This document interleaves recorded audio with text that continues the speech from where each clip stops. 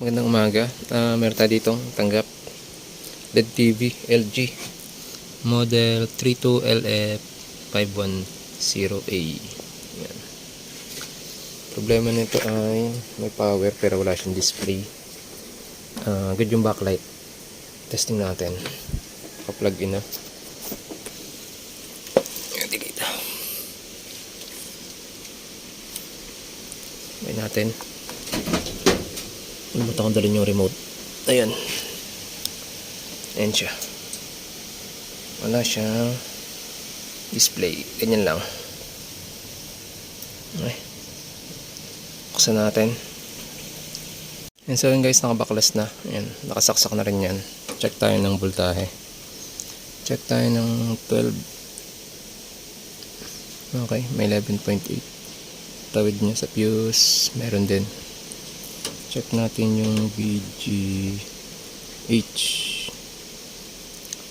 Ayan, VGH niya ay nasa 7 volts lang.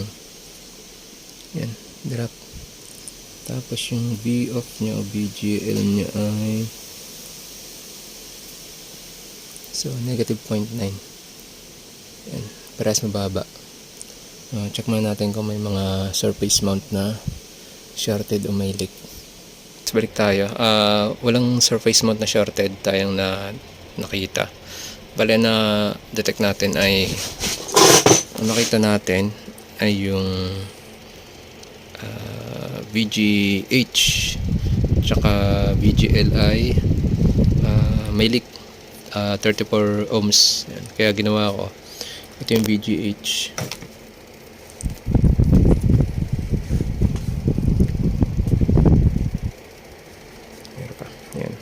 Yung may cut siya yung VGH. Ang ginawa natin, kinat ko yung papasok dito sa source scope niya para mawala yung short o yung leak, para malaman natin kung may problema sa kanya ay yung DC-DC niya or yung papuntang mismong panel. Yan. Nung makat natin, nagkaroon niya siya ng VGH tsaka VGL. Testing natin. Saksa ko lang. Steam tester.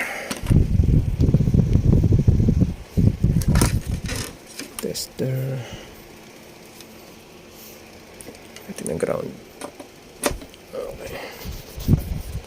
Tapos on natin.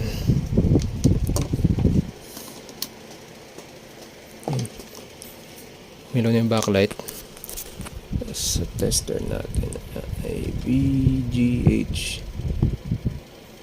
Ayan, yung VGH niya is 26 volts na. Tapos yung VGL natin, yung V-off ay negative 7. So confirm ang problema natin ay sa hindi sa source scope or sa side scope. Ang gagawin na lang natin ay silipin natin itong dalawa, source scope or side scope kung walang sunog. Ayan guys, balik tayo. Bali na baklas na natin. Ito. Ayan, natanggal natin yung frame. Bali wala tayong makitang may tama dito, may sunog. Ngayon, susubukan natin check yung side cuff kung magagawa pa ng paraan. Kung side cuff ng problema, negative na. Okay. So yun guys, balik tayo dito kay LG. Bali ang ginawa natin, nagkat tayo dito sa kanyang side cup. Ayan. Bali si VGH dyan ay taro na lang.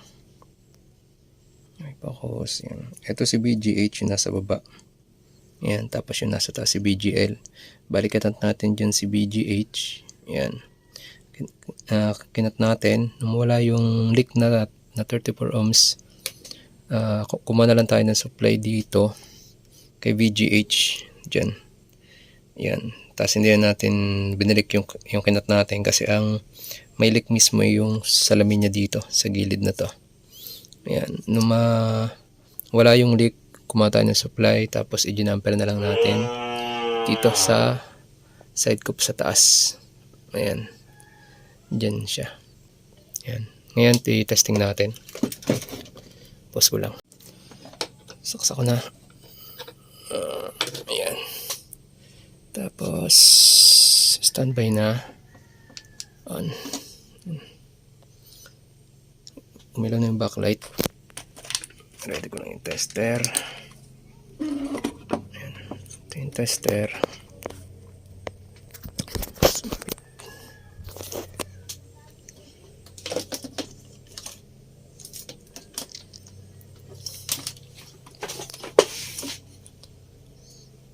Check natin si VGH.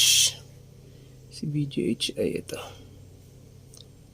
So ayan, hindi nag-drop. 26 volts. Tapos si VGL o VOF natin na ito. Ayan, negative 7. Okay, tapos check natin yung display sa ilalim. Ayun, may raster na siya. Ayan. Okay. Ayan, ayan, i-fix ko lang to. Tapos yung backlight nito, bali itatanong ko pa dun sa may-ari kung magpapalit tayo ng backlight. Kasi yung backlight niya kasi is bluish na. So guys, naka-fix na ulit yan. Dito yung jumper natin. Dito siya, hindi na siya kita. May takip siya ng masking tape kasi baka tumikip dun sa ibang parts.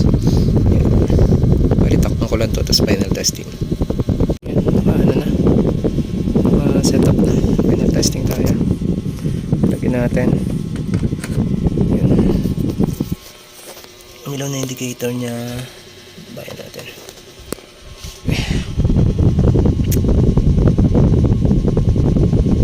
Ayan. Alright. Display na. Hindi ko lang malipat ng AV kasi naiwan ko yung remote. So, i-testing ko na lang siya dun mamaya. Dali natin yung unit. Tapos testing na lang natin. Alright. Taxi Driver, weeknights, 9:30 p.m.